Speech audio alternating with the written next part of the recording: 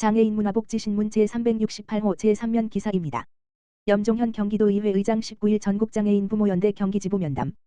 염종현 경기도의회 의장이 19일 자신의 시한부 판정으로 보호자를 잃을 위기에 처한 발달장애인 자녀에 대한 긴급 지원을 호소하는 경기도민을 직접 만나 실질적 대책을 논의했다. 염 의장은 이번 면담을 계기로 도내 발달장애인에 대한 주거교육 자립지원 체계가 공고히 확립될 수 있도록 단기 및 중장기 측면에서 투트랙 전략을 수립할 것을 경기도에 제안했다.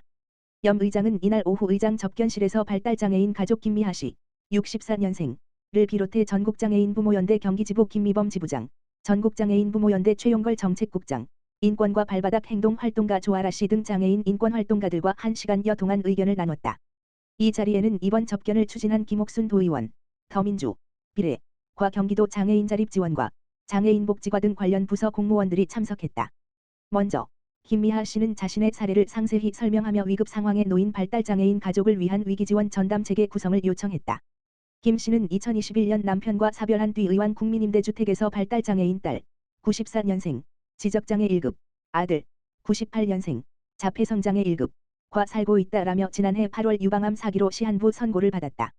제가 사망한 이후에도 아이들이 지역사회에서 지낼 수 있도록 경기도와 의왕시의 주거유지 지원책 마련을 지속적으로 요청했지만 뚜렷한 답변을 받지 못했다라고 설명했다. 그러면서 발달장애가 있는 사람도 약간의 교육과 지원만 있으면 시설에 가지 않고 사회의 구성원으로서 훌륭히 살 수 있다라며 아이들이 인간으로서 최소한의 권리를 보장받을 수 있도록 관심을 가져달라라고 당부했다. 최용걸 정책국장은 한국 사회의 발달장애 서비스가 촘촘하지 않기 때문에 발생하는 문제일 뿐 어려운 서비스를 바라는 게 아니다라며 발달장애인에 대한 집단거주, 집단지원에서 벗어나 자립해 살 수 있도록 주거지원을 해달라는 것으로 이미 서울시에서 실시 중인 사업이라고 덧붙였다.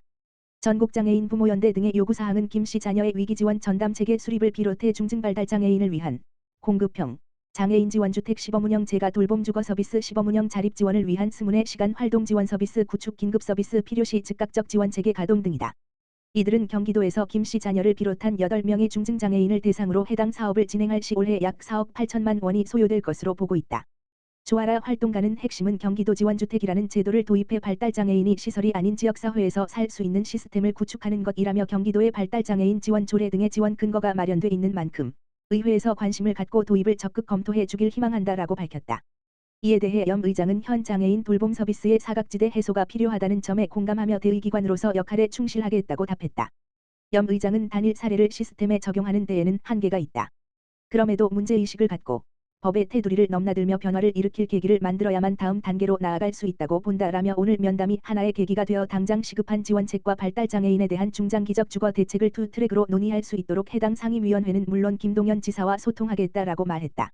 한편 발달장애인은 장애인복지법 제2조 제1항의 장애인으로서 지적 자폐성 장애인을 의미하며 경기도에는 지난해 말 기준 총 58,732명, 지적장애 48,448명, 자폐성장애 12,284명, 의 발달장애인이 거주하고 있다.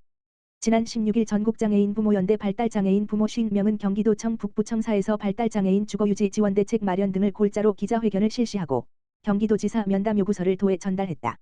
안전보건공단 경기북부지사 시각장애인을 위한 성금 전달. 1월 18일 수 안전보건공단 경기북부지사 지사장 이동규와 경기도 시각장애인 복지관 관장 정옥동 은 설 명절을 맞아 경기도 시각장애인을 위한 후원금 전달식을 복지관에서 가졌다. 안전보건공단 경기북부지사는 국민과 함께하는 최고의 산재 예방 서비스 전문기관으로 경기도 시각장애인 복지관은 이날 안전보건공단 경기북부지사로부터 전달받은 후원금을 경기도 내 복지 사각지대에 놓인 시각장애인 취약계층 가정을 발굴하여 안정적인 일상생활 지원을 위해 전달될 예정이다. 이동규 안전보건공단 경기북부지사장은 다가오는 설을 앞두고 지역사회에 소외된 시각장애인 가정이 풍성한 설 명절을 보내는데 조금이나마 도움이 되었으면 좋겠다며 코로나19의 장기화와 물가 상승으로 힘든 시기를 겪고 있는 지역 경제의 활성화를 바라며 온누리 상품권으로 전달해드리게 되었다라고 전했다. 정옥동 경기도 시각장애인 복지관장은 올해도 따뜻한 나눔을 이어나가 주신 안전보건공단 경기북부지사 임직원에게 감사의 인사를 전한다며 전달받은 후원금은 도내 지원이 필요로 한 복지 사각지대에 놓인 시각장애인 취약계층 가정에 잘 전달하겠다라고 밝혔다. 안전보건공단 경기북부지사는 지난 2016년도부터 명절 음식 및 김장 나눔 자원봉사 활동, 후원 등 매년 사회공헌 활동에 참여하고 있다. 앞으로도 양 기관이 지속적으로 협력하여 이루어나갈 시각장애인 복지 발전이 기대된다. 경기도 보조금 횡령 등 사회복지시설, 법인, 불법행위 집중 수사 예고. 경기도 공정특별사법경찰단이 올해 사회복지시설, 법인의 보조금 목적 외 사용, 허위 종사자 인건비 보조금, 사회복지법인 기본재산 무허가 처분 등 사회복지 보조금과 관련된 불법 행위를 집중적으로 수사할 계획이라고 24일 밝혔다. 구체적인 수사 내용은 1에서 3월 사회복지지원법인의 수익사업 수익금 불법 사용 3에서 9월 아동장애인 복지시설 보조금 목적 외 사용 7에서 9월 사회복지시설 기능보강 보조금 목적 외 사용 3에서 10월 사회복지시설 허위 종사자 인건비 보조금 1에서 5월 사회복지시설의 토요 운영 보조금, 급식비/프로그램비, 목적 외 사용 5에서 12월 연중 기부식품 등 제공사업장, 푸드뱅크, 불법 운영 단속 등이다. 지난해 도 특사경은 위법 행위를 저지른 16명의 대표자 및 종사자를 검거해 검찰에 송치한 바 있다.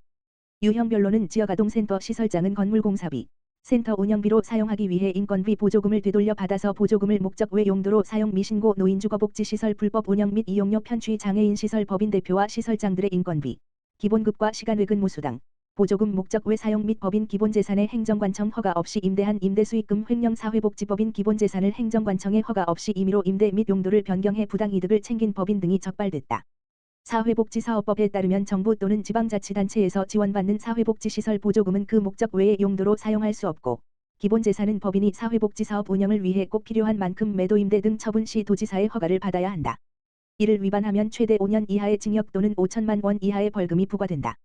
사회복지법인 또는 시설의 불법 행위를 발견한 경우 경기도 특별사법경찰단 누리집 https://www.gg.co.kr/gg_스페셜_카프이나 경기도 콜센터 031-120 경기도 공익제보 하라인 경기도 공정특별사법경찰단 지역번호 031-8008-5025 등을 통해 신고 제보할 수 있다. 김광덕 공정특별사법경찰단장은 일부 사리사욕을 채우려는 사회복지시설, 법인 의 불법 행위로 인해 복지 대상자에 대한 복지 서비스 누수 사례가 발생하고 있다며 어느 분야보다도 사회복지 종사자와 도민의 신고 제보가 결정적 역할을 하는 만큼 사회적 약자 보호와 공정한 경기도를 만들기 위해 도민 여러분의 적극적인 관심과 제보 부탁드린다고 말했다. 국장애인개발원 장애 유형별 재난안전 가이드북과 동영상 공개.